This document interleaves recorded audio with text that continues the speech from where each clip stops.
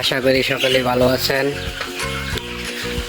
আজকে মুরগির বয়স 23 দিন। আলহামদুলিল্লাহ মুরগি সুস্থ আছে।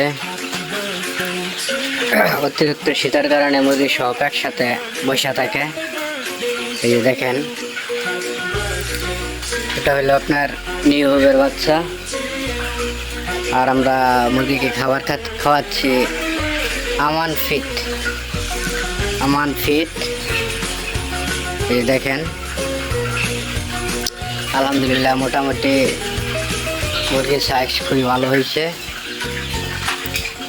শীতের মধ্যে তো ওই তুলনামূলকভাবে আলহামদুলিল্লাহ মোটামুটি মুরগি ভালো হয়েছে।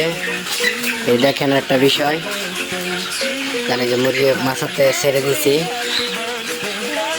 আলহামদুলিল্লাহ।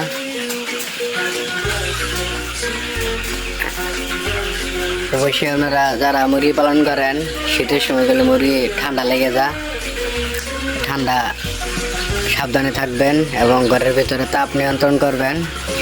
ঘরের ভিতরে বেশি গ্যাস হয় না, গ্যাস হয়ে গেলে সমস্যা, মুরগি ঠান্ডা লেগে যাবে।